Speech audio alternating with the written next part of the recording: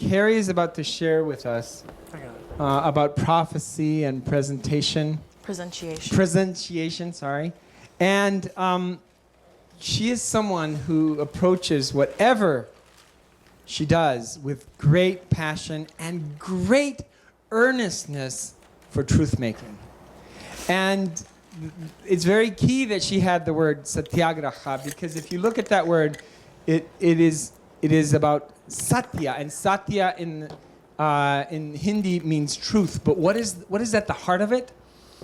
It's the word sat, and sat in Sanskrit basically means isness. And we are about to hear from a sister who is all about isness, and she is about isness in the most incredible, quantifiable way, right? This is a woman who has, who worked for the Jet Propulsion Lab for NASA, okay? How many of us have degrees in master's degrees in space system engineering? I mean, damn. And at the same time, she's a musician and a poet, and she's a mother. And she is from the tradition in her family. She comes from the Jain tradition, and the Jainism is has a very special quality around nonviolence and action. And so, I mean, Carrie brings all of these amazing, amazing gifts, and what she's going to be sharing with us in terms of presentiation and prophecy, it has to do with her passion around time, around the divine feminine, and quantum physics. All right, let's welcome our sister Carrie. Woo! Thank you. It's such a blessing to be here with all of you. I love all of you guys. And here at the edge of consciousness, at the edge of the Pacific Ocean, and getting to explore these concepts. So today I'm going to talk mostly about our concept of the future, and wanting to just invite all of us really to feel into our sense of what future is. My talk today is entitled Prophecy and Presentiation, the Role of Prophecy for the Eteological Future at Time's Dusk. And this topic was inspired by the work of Jean Gebser, who most of you know and many of you have studied. And I've been really inspired by his work, and particularly his focus on the concept of time and the changing human relationship with time. And in particular, I personally, on a personal level, has really been intrigued by exploring the concept of the future. I know that I've always been a future-oriented person. When I was a child, I loved science fiction. I love thinking about, where we're headed as a species, as many of us probably do. That's why we're here. So in light of Gebser's ideas about time and our shifting relationship with time, I just found it interesting to look at our changing conception of the future, and to ask the question, what does the future really mean? What is the future really?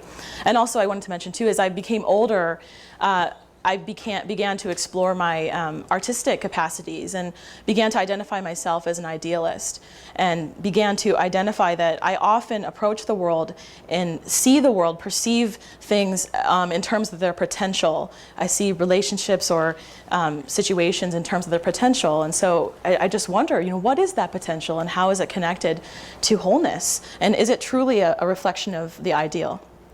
I'm going to start with a poem. Behold, it is the eve of time, the hour when the wanderers turn toward their resting place. One God after another is coming home. Therefore, be present. And this is a poem that Gebser uses in The Ever-Present Origin, his masterwork. So Gebser identifies current human consciousness as kind of at the edge of a certain mode of consciousness called the mental mutation of consciousness. And the mental mutation of consciousness is characterized by duality. So it's characterized by our center of awareness as humans being centered in an abstracted place from our divine source, from our origin. And so as we've become more and more identified with our ego, more and more identified with an abstracted sense of self and identity, we've become increasingly aware of our power to enact change in the world around us. We've become increasingly aware of our might and our sense of will. But we've also become increasingly self-conscious and increasingly paranoid about the unknown and mysterious aspects of life. As our light has grown brighter, our shadow has grown darker. And so this has resulted in, here at the end of the mental mutation of consciousness, it's resulted in this sort of obsession and desire to control the mysterious aspects of life.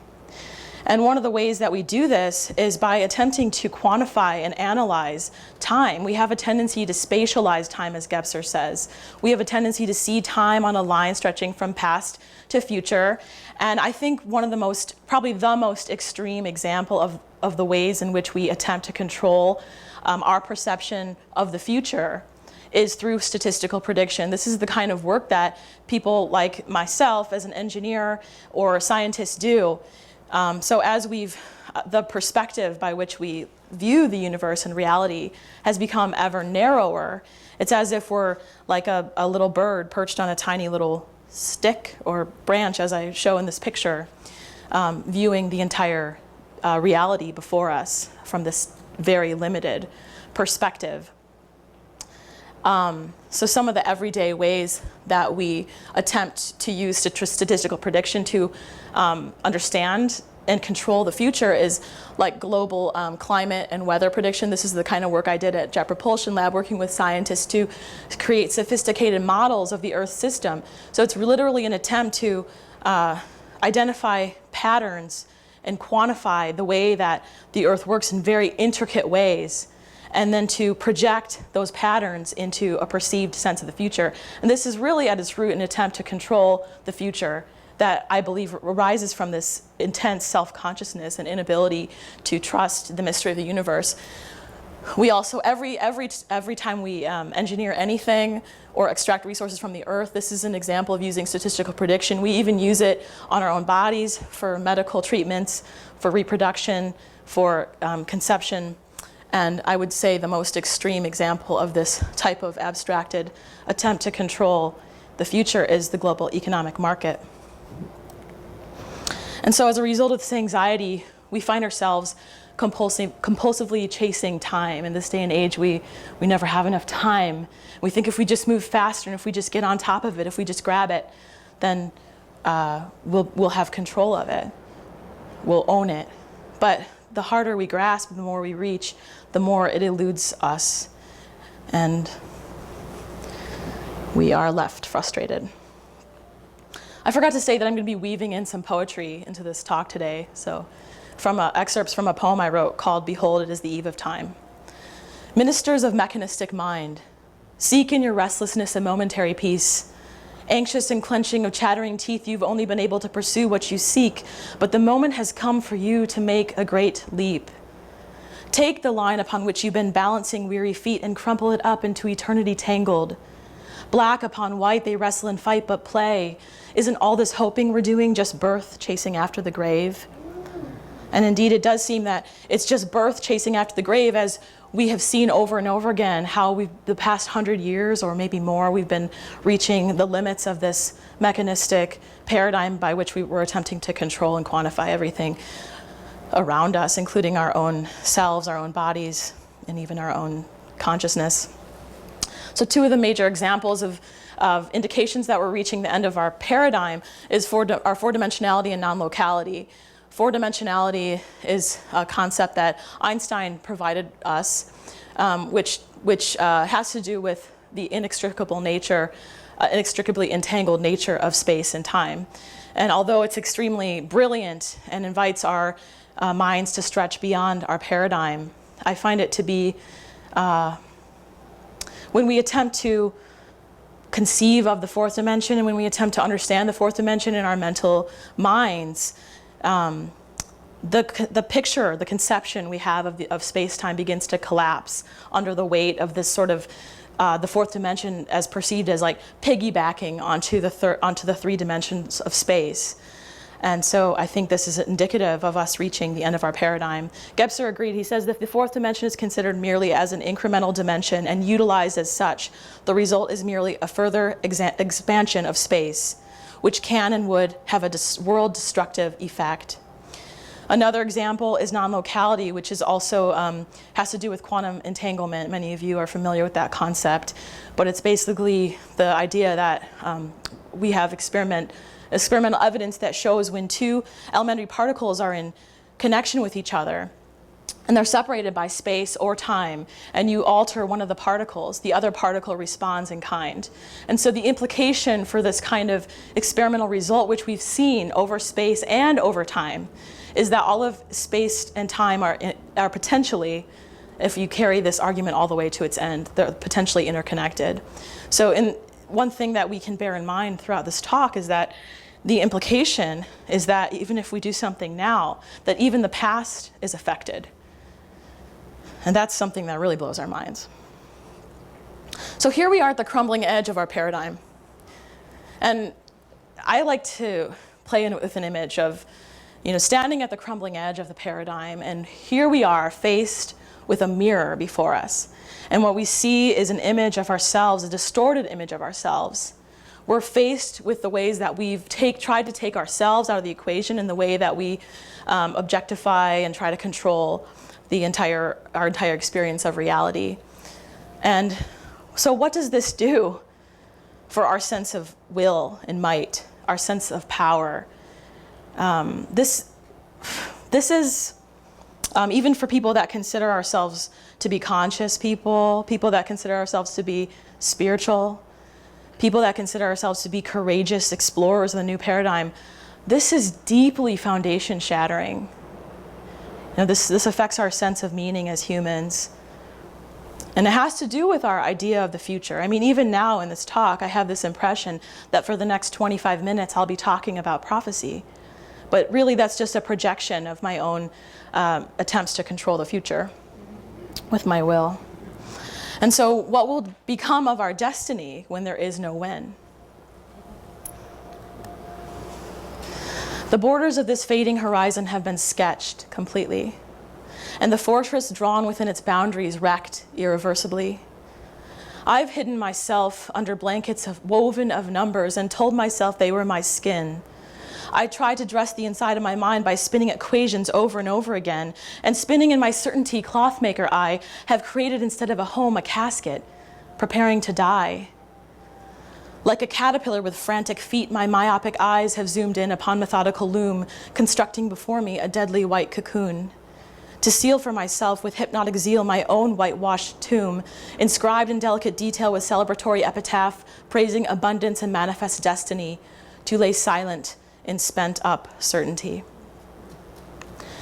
So here we lay silent in spent-up certainty, and we wonder what's next.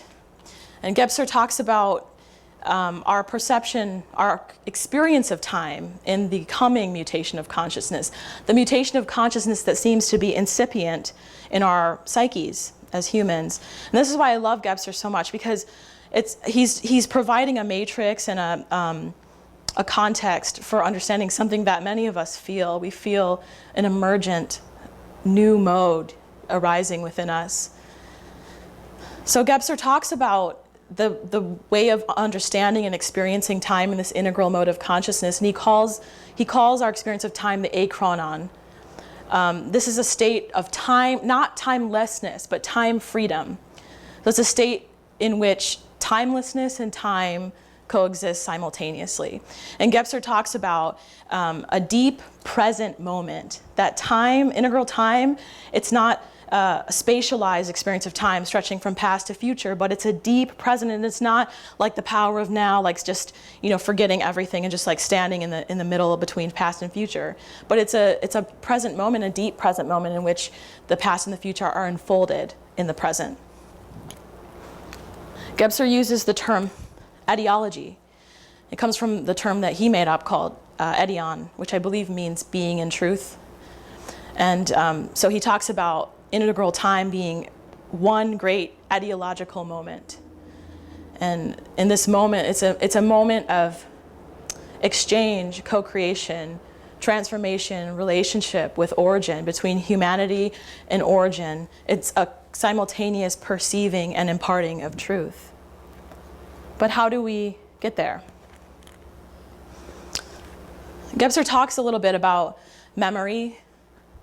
And he talks about memory as being extremely insidious, because memory resides in our unconscious psyche, unconscious part of our psyche.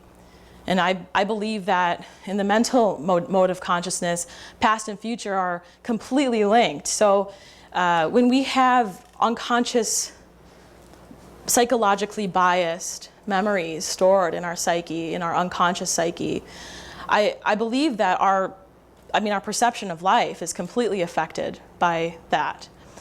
And as we move forward into the future, as we make our decisions, we are always reacting to this unconsciously stored, psychologically biased memory. And so our memories are shackles in this way.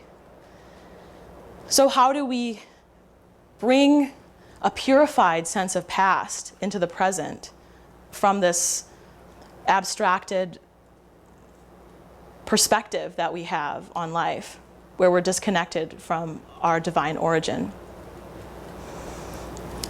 I'll just leave you with that question for now. I take each moment and break in on it, plundering for purpose. But each one evades me like a worm. Every cut becomes another surface. So I cut it again, more precise about when this time. More hastily then I try to capture and contain it. My observing ocular gaze in woven waving rays makes of chance with fleeting glance corpuscular particles of hardened purple haze. One moment at a time, reality seemed fully mine, and I stood triumphant on the spine of Atlas's straining form. I was getting somewhere, unveiling solid ground upon rock. But as my footsteps faltered upon his shoulders, Atlas, my neglected confidant, in waking passion decided to shrug. Strained beneath condensed expression of time, his four-dimensional body, sketched hastily in magnetic field lines, shuddered.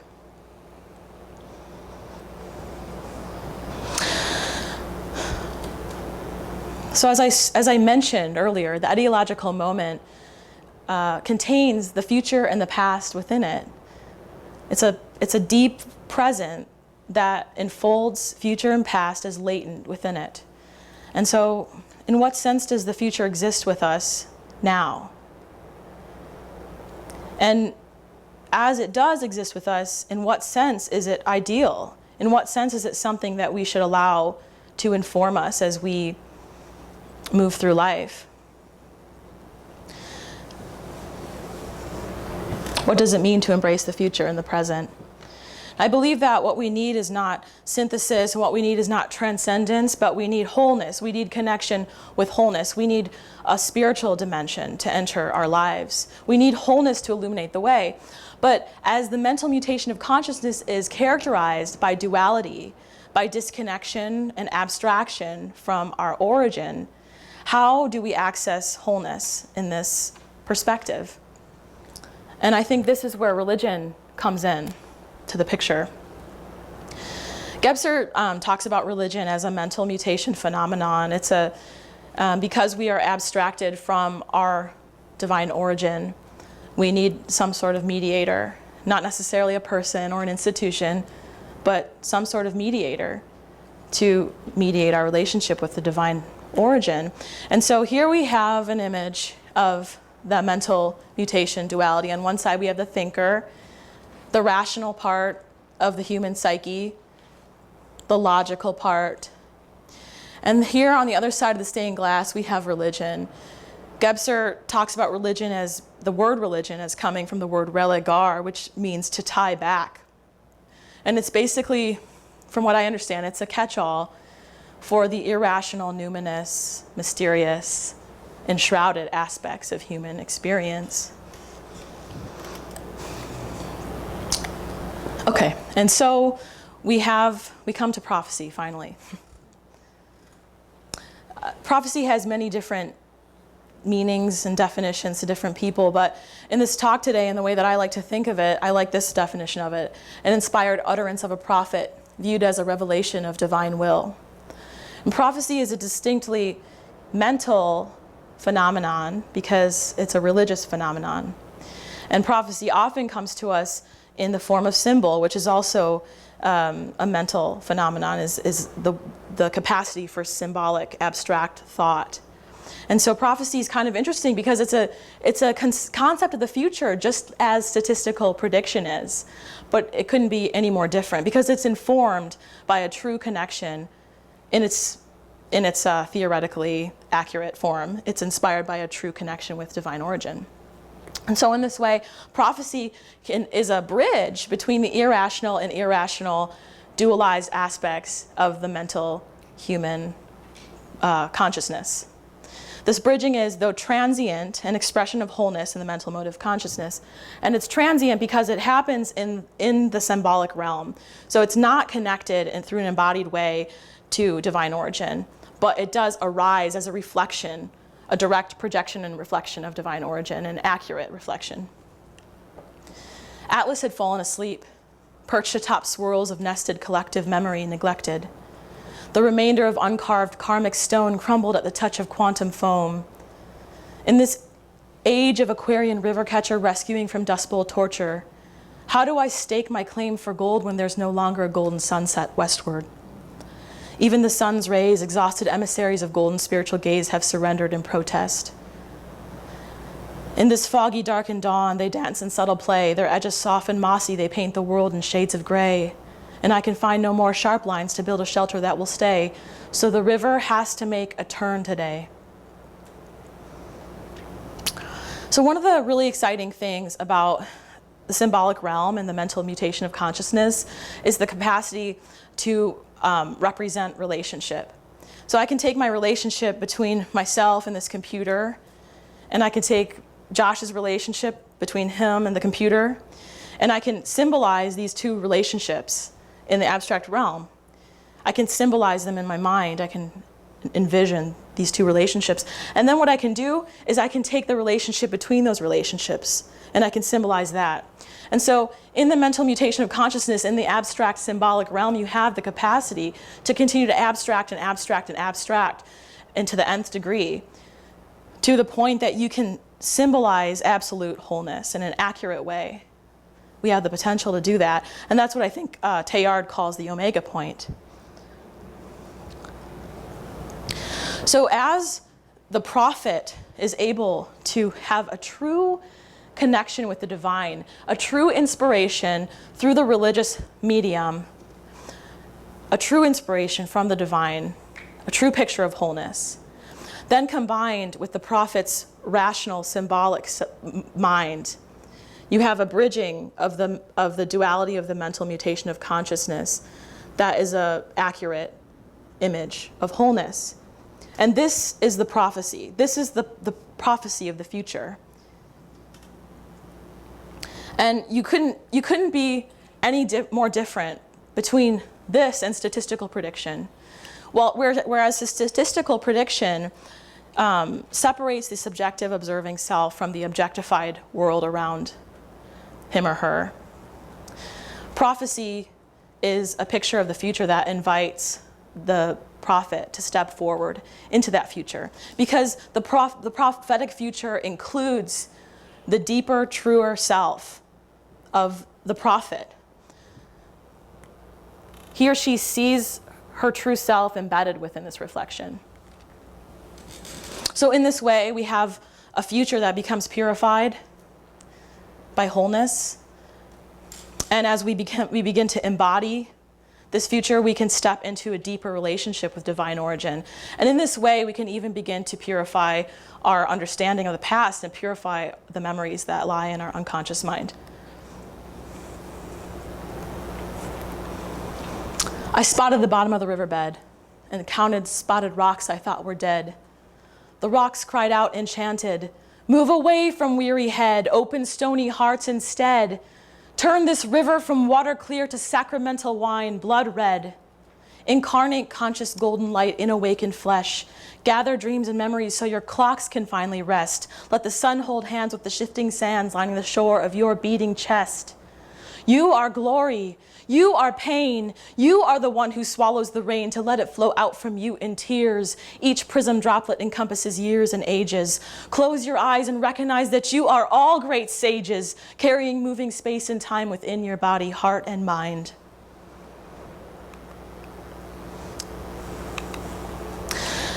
So Gebser talks about the mediator between a human consciousness and divine origin and the integral mutation of consciousness as preligion. In preligion, there's no room for hope. there's no room for memory, because it's a conscious manifestation of an ideal state of connection and communion with wholeness. And so as we tap into our own capacities for prophecy, I believe that this can be a call to us, a call to humanity, as each one of us as individuals cultivates our connection with spiritual divine origin. The prophetic future can arise from the ideal of wholeness, shimmering through the veil of time to call each person towards itself in an embodied way. And in this way, through each one of our bodies, we begin to birth the integral age. Guided by our mental notion of wholeness, we'll find our way to a living present in which the Spirit shines on and through us, illuminating time and timelessness to erupt in us and incarnate the prophecies of today. You are halo. You are horns. You unite the world as holy source, and in your tears the river finds its rolling course. So in this moving river stand, holding rock in softened hand, and drop it in the sand below so it as seed can plant and grow. Waving branches through infinite chances in the water will. The river flows and flows and flows back around to itself like the snake biting on its tail.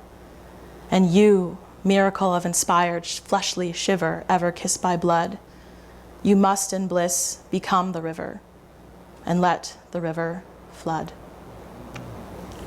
Thank you.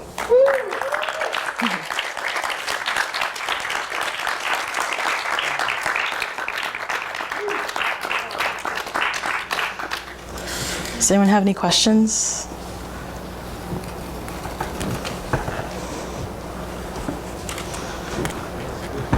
I discussed it all. I covered it all. It potentially runs into problems with people who insist that they know the answer, that they know how something's going to go. So I'm curious, sort of, your sense of how, in our own understanding of what's ahead of us, we might come to recognize something that feels more real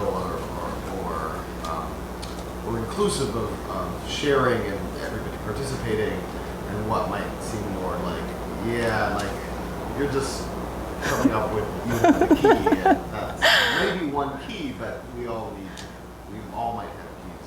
So, you know what I'm asking? Yeah, I do. Actually, I delivered this talk at the Gebser conference a couple weeks ago, and I had the same question there. And I was laughing because I thought, oh, there I go again, the idealist. You know, here I am talking about prophecy, but obviously I'm talking about an ideal type of prophecy. So this is a theoretical talk. But I think, I don't know, I think that process is really important. So, you know, the way I talk about prophecy, it's like I'm talking about it as more of an individual capacity to be inspired by a sense of the future, whether it's the future of the world or one's own individual future, and using that as a way to step into a more embodied relationship with divine origin.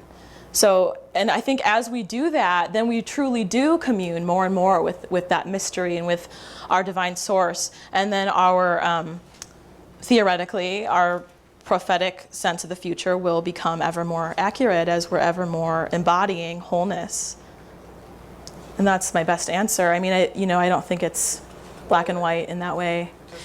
And I also think that, you know, I could have talked about modern day prophets. You know, I could have tried to talk about Sai Baba or, you know, but I'm not. I'm talking about the sense of prophecy and empowering individuals to tap into their sense of ideal future. And I would just say, I think you just want to use discernment with people who insist that they know, you know, because I think. But then that might not actually be prophecy if it's just like their own ego-driven delusion. And then in that sense, then it's not the prophecy that I'm talking about. It's not pure.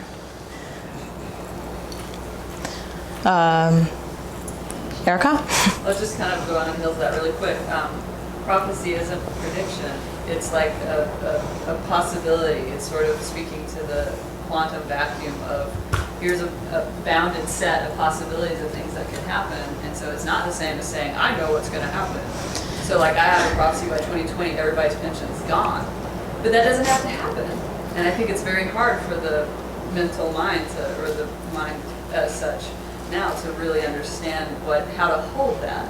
It's more like, oh, well, if that's true, then what am I doing in my life? Like, how am I going to collaborate with that vision of doom? Or Yes. how am I going to create a more beautiful, like, what do I want? What do we want? What do we all want? So. I think that when I wrote the paper for this and when I did the presentation, it was all inspired by one particular quote from Gebser in which he talks about prophecy as an invitation. And to me, that was so beautiful because that's so accurate in my own experience. It's literally like you have an image of wholeness and it's like, here, come here. You know what I mean? Come here, let's make this happen. Let's collaborate to make this happen. So I love what you said, yeah. I was wondering, it seems like, you spoke of empowerment and embodying wholeness, and I was wondering, it seems like a lot of us would probably not look to the current education system as, birthing that integral age. I was wondering if there's if you had a sort of almost recommendation or sort of where should we be going towards in terms of education, to better, I guess, seek out that wholeness and facilitate that process, or, help us on that journey. Obviously your presentation did a lot of that regard. That's good, thank you. Yeah, I like that question a lot. I haven't given it a lot of thought, but I have a 3-year-old son, so I think a lot about education these days because he's gonna have to go to preschool soon.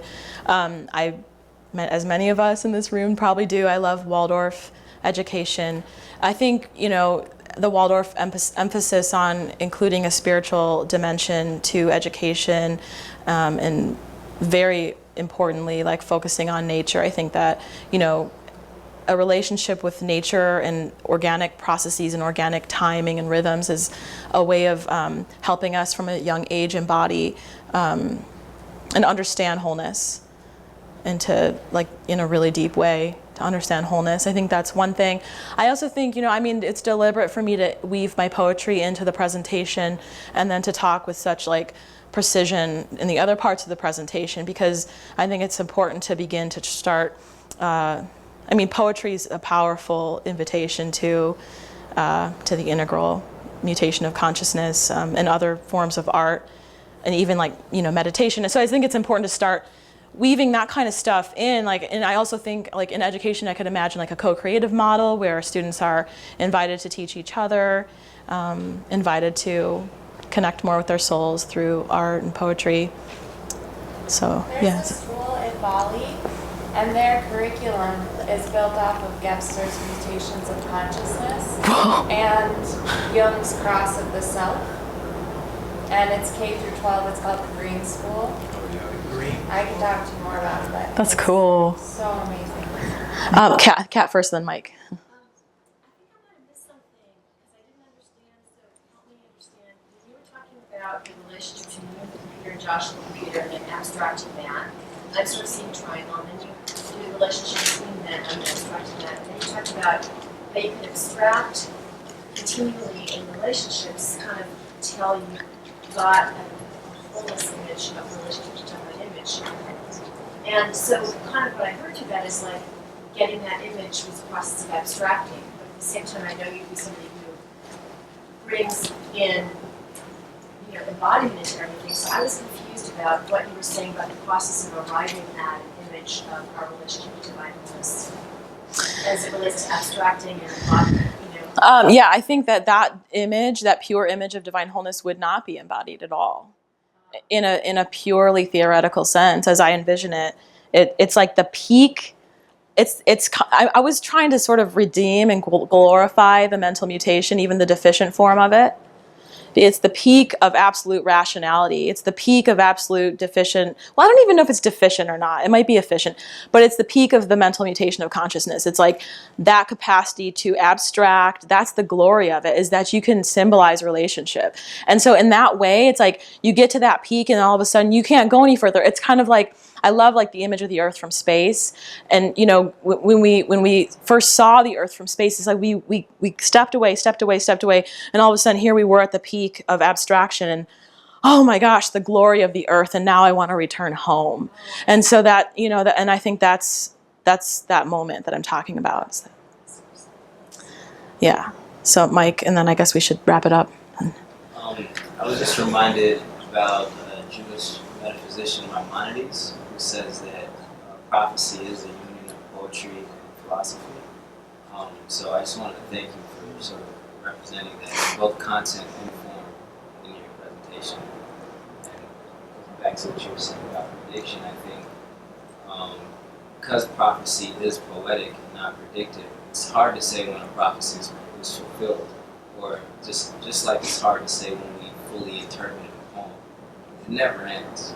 I think that's the power of prophecy. It's almost always happening. Right. It is poetic. It allows us to see our life and our meaning as poetic as opposed to calculation. Yeah.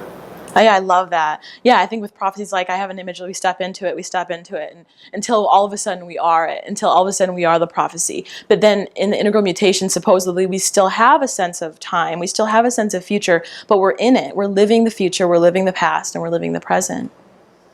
So I'll leave it at that because that sounds kind of poetic. So thank you.